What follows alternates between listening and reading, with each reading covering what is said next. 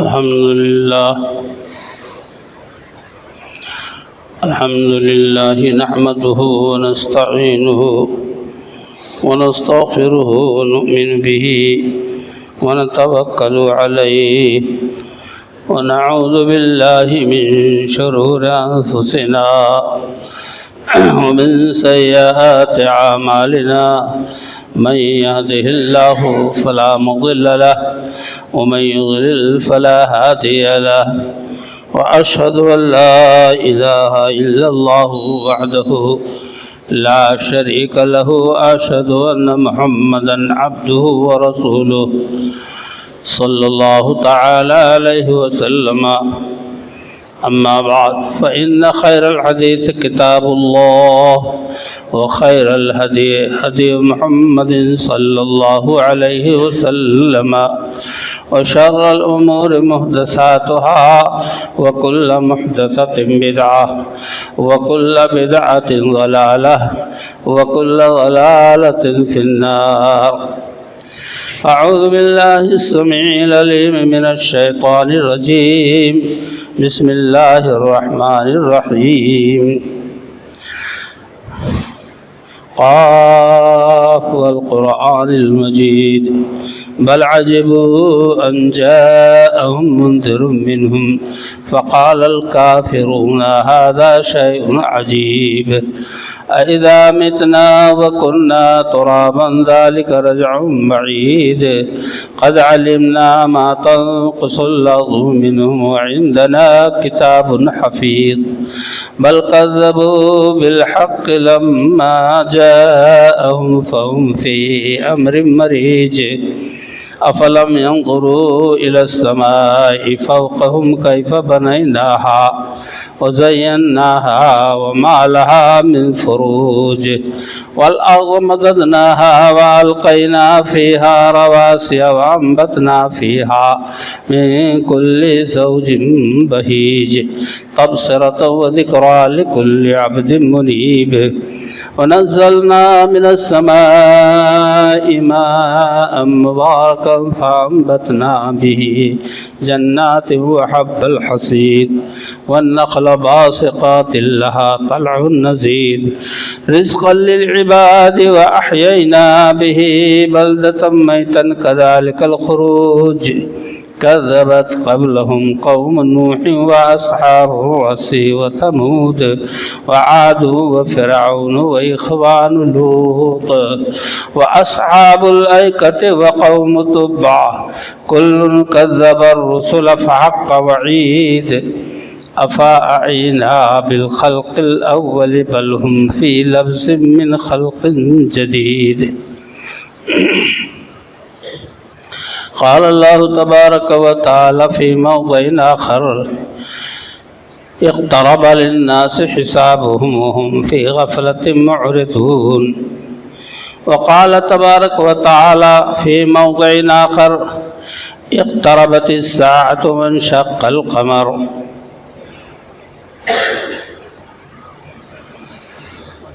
اللہ رب العالمین کی لا تعد ولا تحصى بے شمار انگنت تعریفات و توصیفات کے بعد درود و سلام کے نذرانے ہوں امام الانبیاء سید الرسل جناب محمد الرسول اللہ صلی اللہ علیہ وسلم کی ذات مبارکہ پر. محترم حضرات، 17ویں پارے کی انبیاء کی سورہ انبیاء کی پہلی آیت میں نے آپ کے سامنے پیش کی اور سورہ قمر کی اقتربت الساعۃ وانشق القمر، دونوں کا مفہوم یکساں ہے کہ اللہ تعالیٰ نے ان آیات میں قرب قیامت کا ذکر فرمایا ہے. لوگوں کے حساب کا زمانہ قریب ہو گیا ہے، پھر بھی لوگ غفلت میں پڑے ہیں. اور غفلت کا یہ عالم ہے کہ اللہ سے پیٹھ پھیرے ہوئے ہیں، اللہ سے اعراض کر رہے ہیں۔ دوسری آیت اقتربت الساعۃ وانشق القمر، قیامت قریب ہو گئی۔ دلیل ثبوت کیا ہے کہ چاند کے 2 ٹکڑے ہو گئے۔ اللہ تعالیٰ نے خود ہی دلیل دیا قرب قیامت کی کہ قیامت قریب ہے، جس کی دلیل یہ ہے کہ چاند کے 2 ٹکڑے ہو گئے۔ نبی اکرم جناب محمد الرسول اللہ صلی اللہ علیہ وسلم سے اہل مکہ نے، کفار نے محال سمجھتے ہوئے یہ بات کہی تھی کہ اے نبی، اے محمد، اگر تم نبی ہو تو چاند کے 2 ٹکڑے کر کے دکھا دو۔ حکم الہی سے آپ نے اشارہ فرمایا اور چاند کے 2 ٹکڑے ہو گئے۔ یعنی آپ صلی اللہ علیہ وسلم کی بعثت ہو گئی، جن کے اشارے سے چاند 2 ٹکڑے ہو گیا۔ آپ صلی اللہ علیہ وسلم کی بعثت ہی قرب قیامت کی دلیل ہے۔ آپ صلی اللہ علیہ وسلم نے فرمایا انا والساعۃ کہاتین، ان دونوں انگلیوں کو اٹھا کر آپ صلی اللہ علیہ وسلم نے فرمایا کہ میں اور قیامت دونوں اس طرح سے ہوں۔ اس کے بعد اب کوئی نبی نہیں آئے گا، آپ کائنات کے آخری نبی تھے۔ جتنا فرق ان دونوں انگلیوں کے بیچ میں ہے چھوٹائی بڑائی میں، اسی حساب سے قرب قیامت کا پتہ چلتا ہے۔ اللہ کے نبی جناب محمد الرسول اللہ صلی اللہ علیہ وسلم نے قرب قیامت کی اتنی ہی نشانیاں بیان کی ہیں کہ اگر ان تمام نشانیوں کا تذکرہ کیا جائے تو کم سے کم 2 مہینے 3 مہینے خطبات جمعہ کے ختم ہوں گے، تب شاید پورا ہو سکے کہ اللہ کے رسول صلی اللہ علیہ وسلم نے قرب قیامت کی کیا نشانی بتلائی ہے۔ سب سے پہلی بات یہ آپ سمجھ لیں، اصولی طور سے ایک انسان ہے، جب اس کے زندگی کا اختتام ہونا ہوتا ہے، یعنی عمر دراز پا کر کے، تو اس کی زندگی کے اختتام کے آثار اس کے جسم سے ظاہر ہونے لگتے ہیں۔ بال سفید ہو گئے، دانت گرنے لگے، چہرے پہ جھریاں پڑنے لگیں، ہاتھ میں راشا آ گیا، آنکھ کی بینائی کمزور پڑ گئی، عقل و شعور معوف ہونے لگے۔ یہ نشانی ہے کسی انسان کے فوت ہونے اور مرنے کی۔ ایسے ہی اس کائنات کی جو آخری ساعتیں ہیں، آخری گھڑیاں ہیں، اس کی بھی نشانیاں اللہ کے رسول صلی اللہ علیہ وسلم نے پوری طرح سے بیان کر دی ہیں، اور تقریباً اس کا اسٹیج پوری طرح سے تیار ہو رہا ہے، اس میں کوئی کمی نہیں ہے۔ چھوٹی چھوٹی نشانیاں تو ہمارے سامنے ایسے دوڑ رہے ہیں، سب کے ہاتھوں میں دیکھ رہے ہیں، آپ گھروں میں ٹیلی ویژن پر دیکھ رہے ہیں، برائیوں کا انبار۔ میرے دوستوں اور بھائیوں، اللہ کے رسول صلی اللہ علیہ وسلم نے فرمایا، جسے حضرت ابو ہریرہ رضی اللہ تعالیٰ نے روایت کی ہے، بخاری مسلم کی روایت ہے کہ آپ صلی اللہ علیہ وسلم نے فرمایا یتقارب الزمان ویقبض العلم ویکثر الجہل، زمانے قریب ہو جائیں گے، دن اور ہفتے، مہینے اور سال کس طرح سے گزریں گے۔ ایک روایت میں آپ صلی اللہ علیہ وسلم نے خود ہی وضاحت کی ہے کہ سال جیسے مہینہ گزر جائے گا، اور مہینہ جیسے ہفتہ، اور ہفتہ جیسے ایک دن، اور ایک دن جیسے ایک ساعہ، اور ایک ساعہ، ایک گھڑی ایسی لگے گی آپ کو کہ ایک چنگاری اڑی اور بجھی. آج وہی منظر ہے کہ ابھی رمضان گزرا تھا کہ اب آگے ربیع ثانی، جمادی الاولیٰ، جمادی ثانی کب گزر جائے گا ایک کے بعد دیکھ رہے ہو. پھر رمضان المبارک کہیں گے آپ اتنی جلدی آ گیا. آپ کی مشغولیت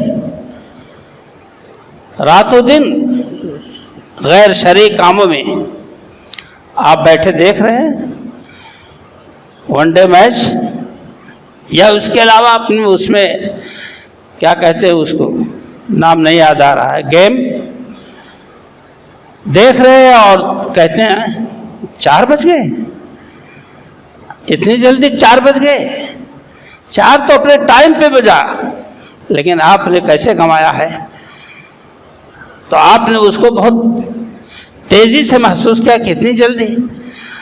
اور یہی نہیں، دوسری تشریح کہ ایک بات کہیں سال 6 مہینے میں پھیلتی، مہینوں میں پھیلتی، وہ آج سیکنڈوں میں پھیل رہی ہے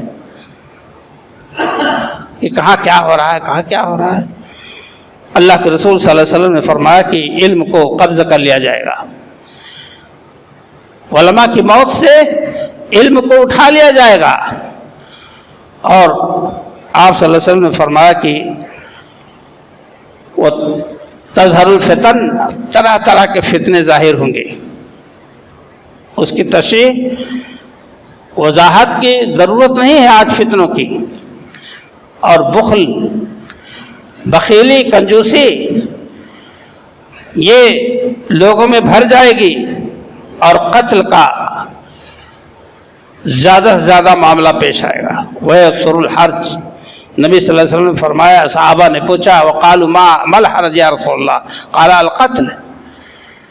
آج دیکھیے کہ اخبارات اٹھائیے، ٹیلی ویژن پہ نظر ڈالیے، موبائل کھولیے، تو یہ گنتی نہیں رہتی کہ کتنے لوگ قتل کا شکار ہوئے. اللہ کے رسول صلی اللہ علیہ وسلم نے فرمایا کہ والذی نفسی بیدہ، یہ دوسری حدیث، اللہ کی قسم، اس ذات کی قسم جس کے قبضے میں میری جان ہے. حضور صلی اللہ علیہ وسلم نے قسم کھا کے فرمایا کہ لا تذهب الدنیا حتی یأتی علی الناس یوم لا یدری القاتل فیما قتل ولا المقتول فیما قتل.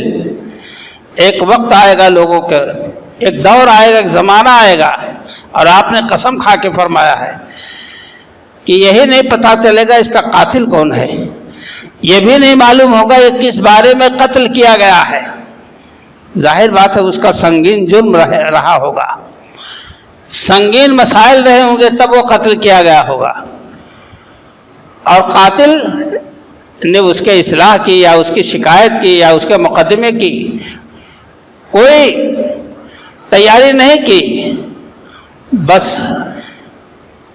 اس نے قتل کر دیا. آپ نے فرمایا القاتل والمقتول کلاہما فی النار، قاتل و مقتول دونوں دوزخ میں جائیں گے.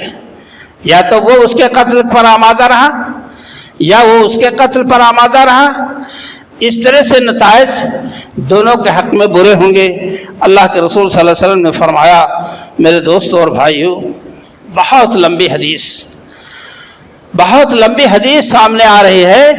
ایک ایک پوائنٹ نبی صلی اللہ علیہ وسلم نے قیامت کی نشانیوں میں سے، علامتوں میں سے ہم کو اور آپ کو جو بتلایا، آپ اس پر توجہ دیں کہ آپ فرماتے لا تقوم الساعة حتى تقتتل فئتان عظیمتان، قیامت اس وقت تک نہیں آئے گی جب تک دو مسلم جماعتیں آپس میں جنگ عظیم نہ کریں، بہت بڑی جنگ، اور دعواہما واحدہ، ان دونوں کا دعویٰ ایک.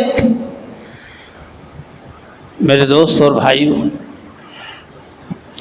یہ گزر چکا.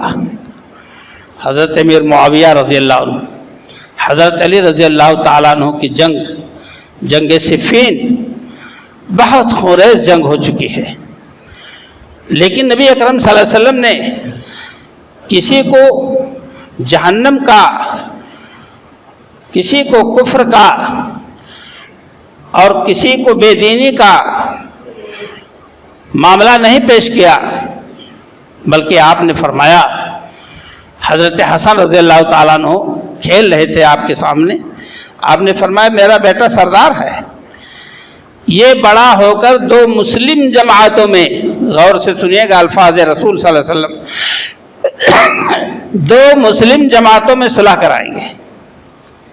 وقت آیا، حضرت امیر معاویہ رضی اللہ تعالیٰ عنہ کے پاس خط لکھا حضرت حسن رضی اللہ عنہ، جبکہ آپ خلیفہ تھے اس وقت، لوگوں نے آپ کو خلیفہ چن لیا تھا۔ خط لکھا، چچا جان میں دستبردار ہونا چاہتا ہوں اور یہ چاہتا ہوں کہ یہ دونوں جماعتیں آپس میں صلح کر لیں، میرے کچھ شرائط ہیں۔ تو حضرت امیر معاویہ رضی اللہ تعالیٰ عنہ نے اپنے آفس سے مہر لگا کر اتنے کاغذات دے دیے، تو چاہتے تو ان کاغذات پر لکھتے کہ امیر معاویہ کا خلافت سے امارت سے کوئی تعلق نہیں ہے، صرف حسن ابن علی ہی خلیفہ ہوں گے، جو کچھ ان کے پاس تھا سب۔ لیکن حضرت حسن رضی اللہ عنہ کو بڑے ہی محبت سے پیش کیا اور انہیں شرائط پیش کیے اور ان شرائط کو قبول کیا اور 2 مسلم جماعتوں میں صلح ہو گئی۔ ہمیں کوئی حق نہیں ہے کہ ان کے خلاف کوئی زبان درازی کرے۔ آپ صلی اللہ علیہ وسلم نے فرمایا کہ وہ حتیٰ یبعث دجالون کذابون قریبا من 30، آپ نے فرمایا کہ اسی دنیا میں میرے بعد جھوٹے دجال نبوت کے دعوے دار ابھریں گے اور ہر ایک اس میں سے کہے گا یا سمجھے گا کہ میں اللہ کا رسول ہوں۔ آپ نے فرمایا وہ کذاب ہوں گے، جھوٹے ہوں گے، دجال ہوں گے، دجالی فطرت ہوگی ان کی، اور وہ جھوٹے ہوں گے، اور یہ سارے واقعات اس زمین پر، دھرتی پر وجود میں آ چکے ہیں۔ خود حضرت ابوبکر صدیق رضی اللہ تعالیٰ عنہ نے مسیلمہ بن کذاب سے جنگ کیا، جس کو وحشی بن حرب نے قتل کیا۔ جب وحشی بن حرب نے قتل کر لیا تو کہتے تھے کہ میرے ذمے ایک داغ تھا جو میں نے حضرت حمزہ رضی اللہ تعالیٰ عنہ کو قتل کیا اور ان کو سینے کو پھاڑا، کلیجے کو چبایا، ان کے ناک کان کا مسئلہ کیا۔ مسیلمہ کذاب کو مارنے کے بعد وہ کہتے تھے کہ آج میری زندگی سے ایک بہت بڑا داغ دھل گیا، کیونکہ نبوت کے دعوے دار کذاب کو میں نے قتل کیا۔ بہرحال میرے دوست اور بھائیوں، آپ صلی اللہ علیہ وسلم نے فرمایا کہ وَحَتَّى يُقْبَضَ الْعِلْمِ، علم کو اٹھا لیا جائے گا اور کثرت سے زلزلے آئیں گے۔ آپ غور کرتے جائیں، کوئی اس پیشین گوئی پر انگلی نہیں رکھ سکتا ہے، زلزلوں کے جھٹکے آتے رہتے ہیں، کبھی ہم کو معلوم ہوتا، کبھی نہیں معلوم ہوتا۔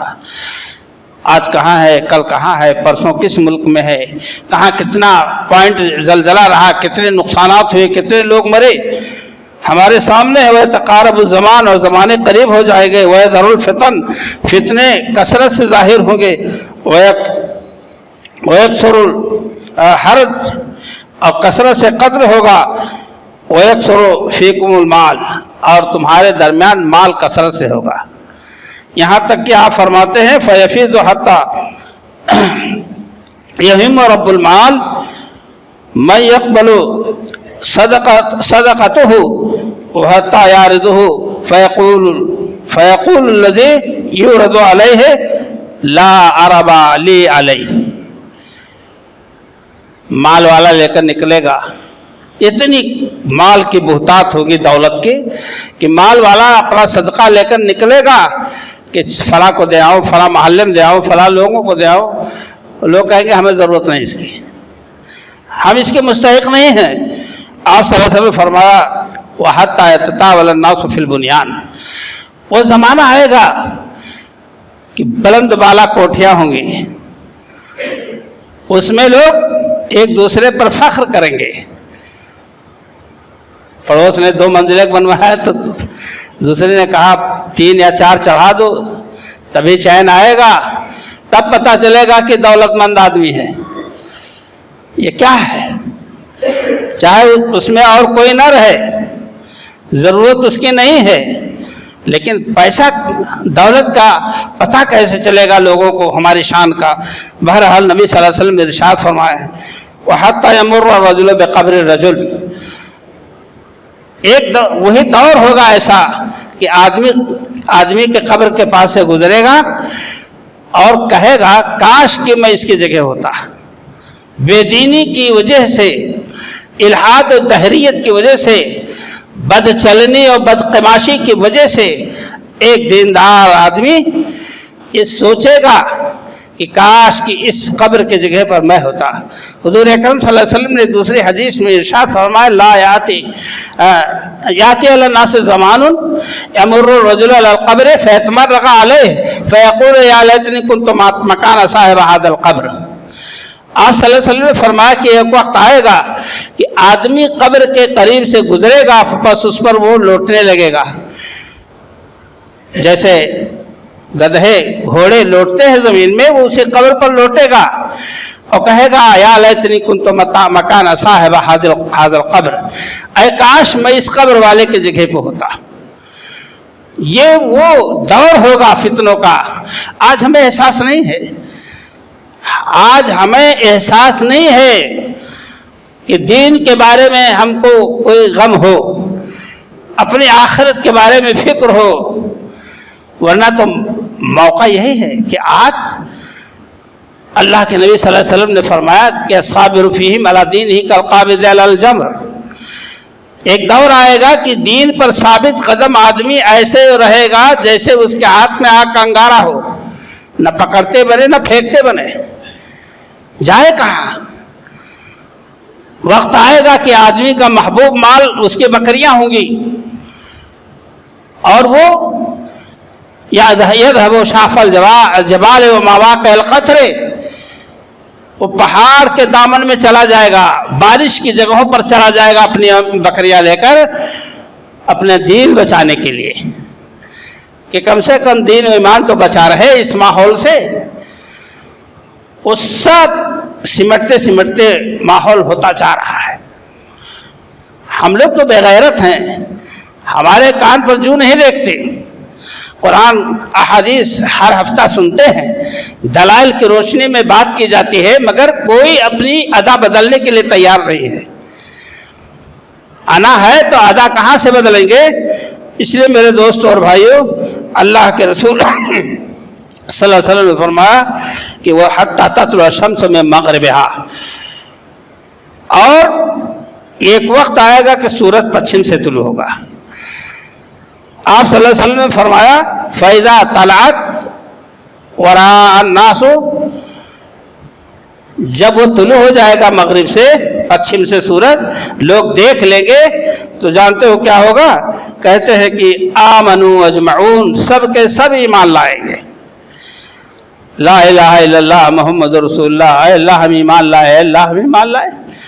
اللہ تعالی نے فرمایا کہ سنو فذالک حین لا ينفع نفسا ایمانها ولم تکن آمنت من قبل او کسبت فی ایمانها خیرا. اللہ کا کلام اس بات پر شاہد ہے کہ اس وقت کا ایمان توبہ قبول نہیں ہوگا.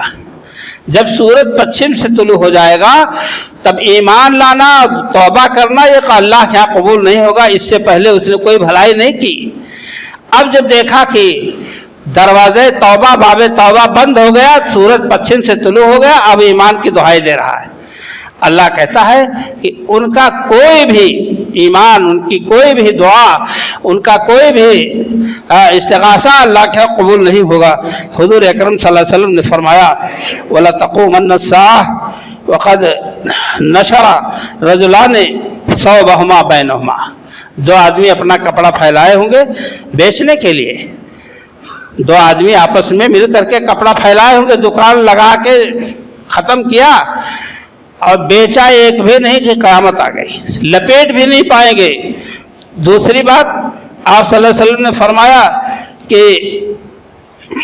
وَلَا تَقُومَنَّ السَّاعَةُ، اور قیامت قائم ہو جائے گی کہ آدمی اپنی اونٹنی سے دودھ لے کر لوٹے گا، اپنے منہ کو نہیں لگا پائے گا کہ ایک گھونٹ پی لے کہ قیامت قائم ہو جائے گی۔ آپ صلی اللہ علیہ وسلم نے فرمایا وَلَا تَقُومَ السَّاعَةُ وَهُوَ يَلِيطُ حَوْضَهُ فَلَا يَسْقَ فِيهِ، ایک آدمی اپنا حوض برابر کر رہا ہے، پانی اس میں ہے، قیامت آ جائے گی کہ وہ اس کو مکمل نہیں کر پائے گا، ایک گھونٹ پانی نہیں اٹھا کے منہ میں ڈال پائے گا، اتنی جلدی آئے گی۔ اور وقد رفع اکلتہ الی فیہ فلا یطعمها، ایک آدمی لقمہ اٹھا کر منہ کو لے جانا چاہے گا، نہیں لے جا پائے گا، قیامت آ جائے گی۔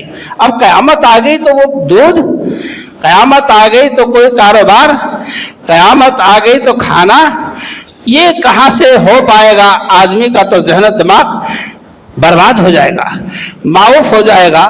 میرے دوستوں اور بھائیوں، ہم آپ اس کے تحت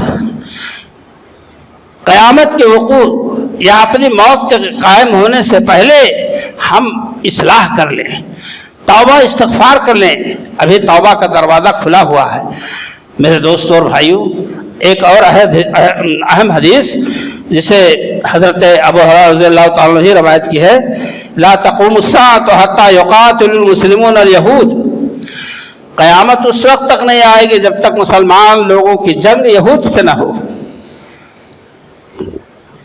مسلمانوں کا جہاد یہودیوں سے نہ ہو، اسرائیلیوں سے، اس وقت تک قیامت نہیں آئے گی۔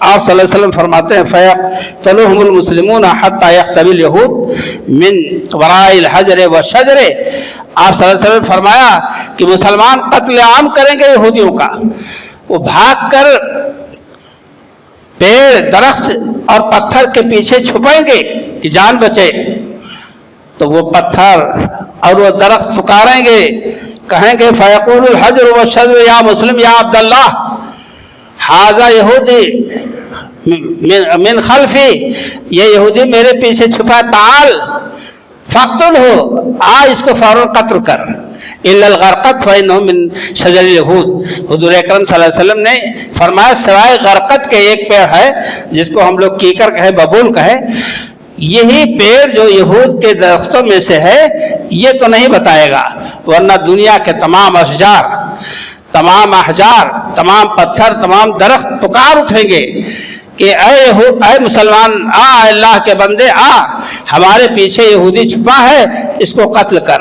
برادران اسلام، ہم اور آپ یہ دیکھ رہے ہیں، اگر پوری امت مسلمہ کے افراد جن کے پاس طاقت و قوت ہے، اور سب سے بڑی بات ایمانی قوت ہے، اگر اس وقت اسرائیل پر ٹوٹ پڑے تو ایک نقطہ کے برابر بھی اس کی حیثیت نہیں ہے۔ قرآن کریم میں آیا ہے یہودیوں کے بارے میں کہ انہیں دنیا میں کبھی ذلت کے سوا عزت نہیں مل سکتی، غربت و مسکنت اور ذلت ان کے ذمے اللہ نے چپکا دیا ہے، اللہ یہ کہ اللہ کی رسی کو مضبوطی سے پکڑ لیں، ایمان لے آئیں، توبہ کر لیں، یا تو پھر کوئی کائنات کا، دنیا کا کوئی طاقتور انسان ان کی پشت پناہی کرے، تبھی ان کو عزت مل سکتی ہے۔ میرے دوستوں اور بھائیوں، آج سامراجی طاقتیں، قوتیں زمانہ سے اسرائیل کی پشت پناہ ہیں، جن فلسطینیوں نے ان کو جگہ دی تھی، پناہ دی تھی، جب وہ قتل عام کا شکار ہوئے تھے، اور شاید ہٹلر نے قتل کیا تھا اور 10-15 لوگوں کو چھوڑ دیا تھا، اور اس نے کہا تھا 50 سال 100 سال کے بعد آپ سوچیں گے کہ ہٹلر نے انہیں کیوں چھوڑ دیا تھا۔ آج سوچئے کہ وہی مسلمان فلسطینی جنہوں نے جگہ دیا تھا، وہ وہاں ایک حکومت بنا لیے، زمین پر قابض ہو گئے، اور آج انہیں کو غاصب کہہ رہے ہیں۔ اور بعض لوگ یہ کہتے ہیں کہ یہ دہشت گرد ہیں جو فلسطینیوں، جو اسرائیلیوں کو مار رہے ہیں۔ میرے دوستوں اور بھائیوں، الٹی گنگا بہتی ہے۔ اسی ہندوستان میں سامراجی طاقتیں 100 سال تک حکومت کر کے، ظلم کر کے چلی گئی۔ جب آزادی کے لیے برادران وطن نے سوچا، بھائیوں نے، اسلامی بھائیوں نے، علماء کرام نے سوچا اور ایک جہاد چھیڑ دیا اور اس وقت تک لڑتے رہے جب تک کہ ان کو یہاں سے نکال نہیں دیا۔ کیا وہ دہشت گرد تھے؟ جتنے لوگ تھے اس دور کے، کتنے علماء کرام شہادت پائے اور تختہ دار پر لٹکا دیے گئے، قتل عام ہوا، گولیوں سے مارا گیا، لیکن وہ کامیاب نہیں ہو سکی، وہ طاقت وہ فیل ہو گئی۔ ہندو اور مسلم دونوں کے یکجہتی سے یہ ملک آزاد ہو گیا۔ تو اگر ایسا ہے کوئی اپنے ملک اور وطن کو آزاد کرائے اور اس کو دہشت گرد کہا جائے تو یہ کتنی بڑی ناانصافی، کتنا بڑا ظلم ہے۔ بہرحال میرے دوستوں اور بھائیوں، حضور اکرم صلی اللہ علیہ وسلم نے فرمایا کہ ایک اور روایت کے الفاظ ہیں کہ وقت آئے گا قرب قیامت میں کہ تعود ارض العرب مروجا و ازہارا، عرب کی زمین سبزہ زار ہو جائے گی، نہریں بہیں گی، سبزہ زار ہو جائے گی عرب کی زمین۔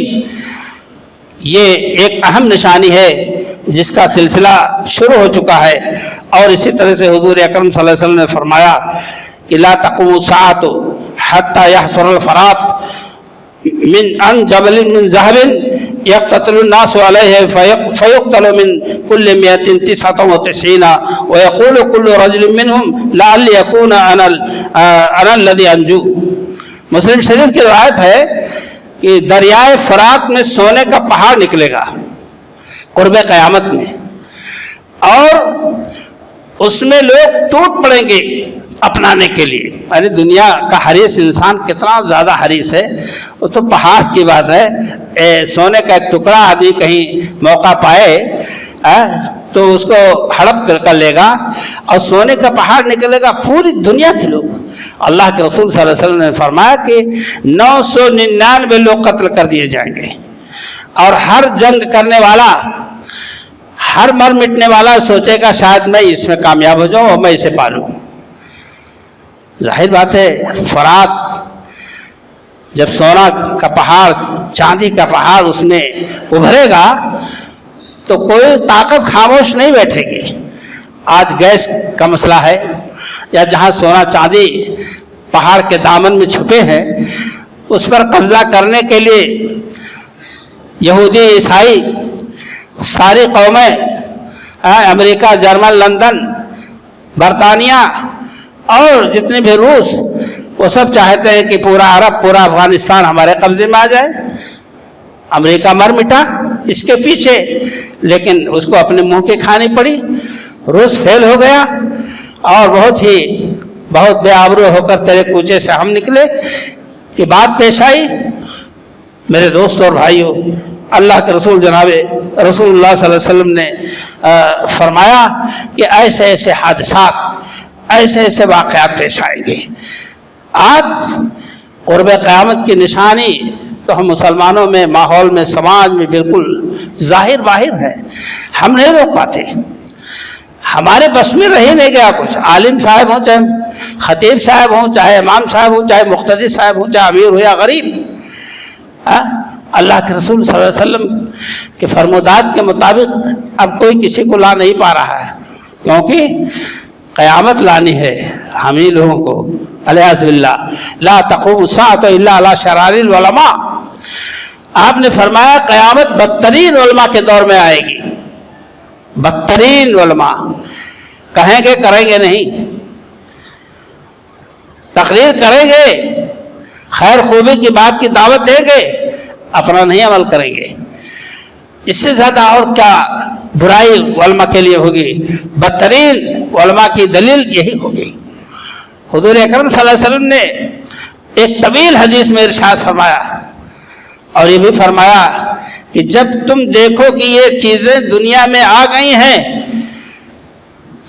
تو آپ زلزلوں کا، زمین کے دھسنے کا، صورتوں اور چہروں کے مسخ ہو جانے کا انتظار کرو،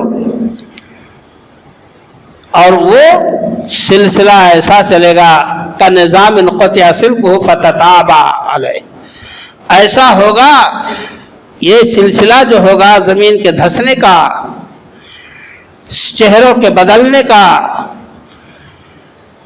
اور زلزلوں کا، سرخ آندھیوں کا، ایسے ہوگا جیسے کسی لڑی میں موتیاں پروئی ہوئی ہوں اور لڑی کاٹ دیجئے دھاگا تو تر ساری موتیاں یا سارے دانے نیچے گر جائیں۔ اس میں کوئی ایسا عمل نہیں ہوگا کہ ذرا کچھ دیر ہو جائے، اور آج سلسلہ وار کام جاری ہے۔ میرے دوستوں اور بھائیوں، احادیث مقدسہ قرآنی آیات کے پیش نظر ہم اللہ اور اس کے رسول کے فرمودات کے مطابق ہم اپنی زندگی کا انداز بدل لیں۔ یقین جانیے جو لوگ دنیا سے گئے وہ لوٹ کر واپس نہیں آ سکتے کہ یہاں جا کے اب نیک عمل کر لیں، اور جو لوگ زندہ ہیں آج ان کو موقع ہے کہ اپنے آخرت کے لیے تیاری کر لیں۔ اللہ تعالیٰ سے دعا ہے کہ رب کائنات ہم تمام لوگوں کو صحیح معنوں میں ایمان و عمل کی توفیق سے مالا مال فرمائے۔